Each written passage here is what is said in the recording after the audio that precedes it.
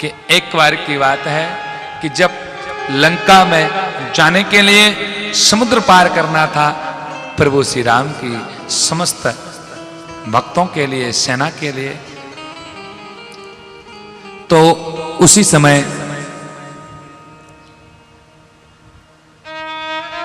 कहते हैं हनुमान जी पर्वत ला रहे थे, पत्थर का काम चल रहा था। श्री राधे भैया आवाज फिर चेंज हो गई, आप छेड़छाड़ क्यों करते हो? तो देखो इको पूरा चला गया। श्री राधे हरि शरणम हरि शरणम हरि शरणम हरि शरणम। तो देखिए यहां पर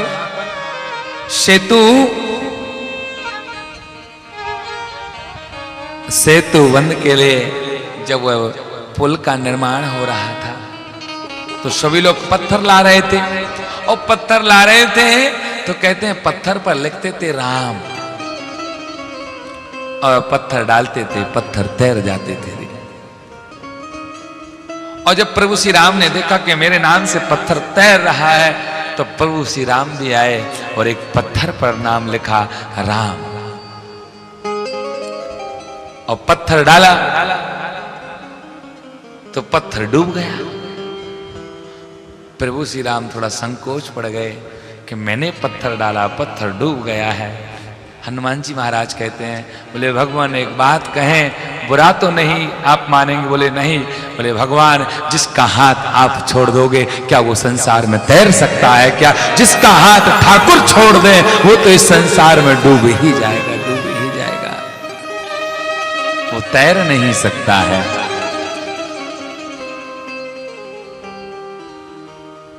और जब इस साइड पत्थर डाल रहे थे तो पत्थर तैर रहे थे। रावण को पता चला, रावण के सैनिकों को पता चला, अरे हमें उनसे युद्ध करना है जब उनके नाम में इतना जादू है कि पत्थर तैर रहे हैं, तो हम उनसे युद्ध नहीं कर सकते हैं। रावण को पता चला इस तरह तो मेरी सेना भड़क जाएगी और पीछे हट जाएगी।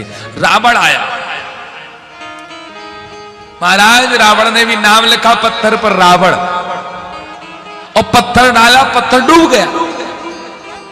अब तो रावण सोचने लगा इससे अच्छा तो मैं आता ही नहीं तो ठीक था, सब बेकार हो गया। फिर रावण ने बढ़िया ध्यान किया और पत्थर पर नाम लिखा रावण, और फिर पत्थर डाला रावण ने तो वो पत्थर भी तैर गया। और रावण जब अपने घर में पहुंचा, लंका में पहुंचा, मंदोदरी के कक्ष में पहुंचा, और उसमें मंदोदरी आई और मंदोदरी ने कहा स्वामी जी मैं आपसे एक प्रश्न करना चाहती हूं। रावण ने कहा कहिए। बोले स्वामी जी मुझे आप पर थोड़ा विश्वास नहीं हो रहा है। बोले कैसा विश्वास? कि पत्थर आपके नाम से भी तैर सकता है। रावण बोला नहीं, मेरे नाम से ही पत्थर तैरा है। मंदोदरी ने कहा नहीं स्वामी सही सही बताइए वह पत्थर कैसे तैर गया? तो रावण कहता है अरे अर्धांगिनी वह पत्थर को मैंने राम की सौगंध रख दी कि हे पत्थर तुझे राम की सौगंध है अगर तू तैरेगा नहीं, और पत्थर तैर गया। प्रभु श्री राम के नाम में बहुत शक्ति थी बंधु।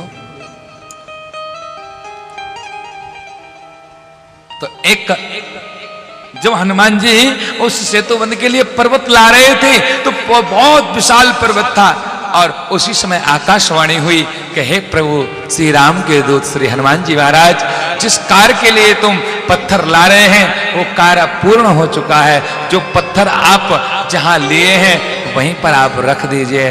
तो पर्वत कहने लगा,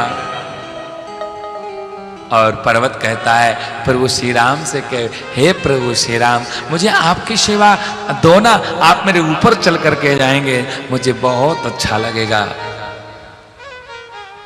तो यहाँ पर प्रभु श्री राम ने कहा आपको मैं अपने पैरों के नीचे नहीं, जब मेरा कृष्ण अवतार होगा तो मैं आपके लिए 7 दिन 7 रात्रि कनिष्ठिका उंगली पर धारण करके तुम्हारी पूजा कराऊंगा।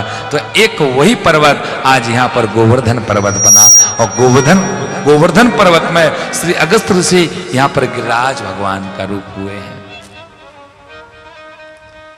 अब ब्रजवासी सभी पहुंच गए और सब पहुंच गए।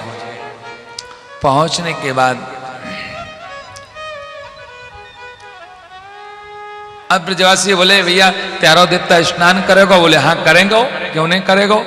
नेक्स्ट जल लोटा में से जल जैसे ही गोवर्धन पर्वत पर गिरिराज जी के ऊपर डाला है तो वो जल समाप्त हो गया।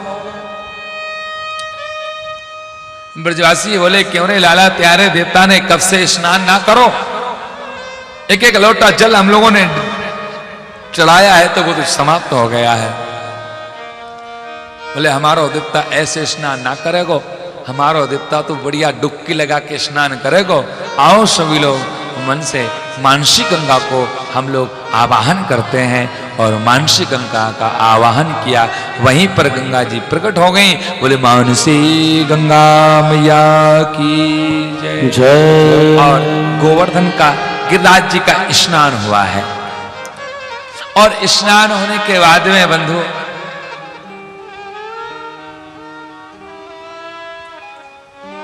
अब जब स्नान हो गया है तो कहते हैं अब बढ़िया चंदन चावल, बढ़िया पुष्पों की बढ़िया माला, बढ़िया फटका लगा के बढ़िया श्रृंगार कर दिया। अब भोजन की बारी आई। अब भोजन की बारी आई और तो ब्रजवासु ने नेक सो भोजन दिखा दियो, भैया लोग कर लो गोवर्धन, कर लो गोवर्धन। एक बात बताएं, अगर आज के समय अगर भगवान 4 रोटी खाने लगे ना दिन में तो कोई भी भोग नहीं लगाएगा। अरे घर में उतना ही तो आटा था और वो भगवान पा गए, हम भूखे रह जाएंगे। लेकिन गोवर्धन के लिए भोग लगाया है। ब्रजवासी बोले ये बहुत दिन से भूखा है। फिर तो गोवर्धन गिरिराज जी कहने लगे ओ ब्रजवासियों और आने हो, मुझे और भोग लाइए, और भोग लाइए।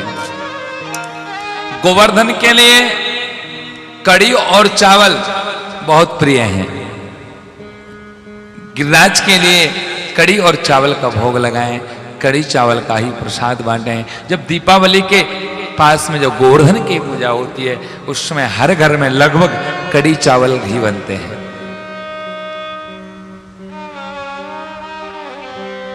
अब भैया इंद्र ने आज थोड़ा इंतजार किया पूजा का और इंतजार किया कि आज तो ब्रजवासियों ने पूजा नहीं की। अपने शिष्यों को भेजा है, आए हैं, अरे इंद्र भगवान आज तो आपकी पूजा नहीं होगी। एक छोटा सा ब्राह्मण वो एक किसी पर्वत की पूजा करा रहा है। इंद्र ने क्या किया, गणम साम वर्ष कमुना मेघानाम चांतकारिणाम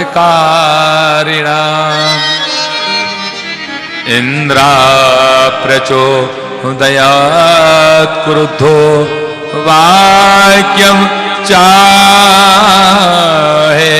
समन्युतः। गणम साम वर्तकम नाम, गणों को भेजा और जब गढ़ गए तो मेघा नाम चांतकारिणा, बारिश प्रारंभ कर दी। बहुत जोर से बारिश आ रही है और जब बारिश हो रही है ब्रजवासी कहने लगे क्यों रे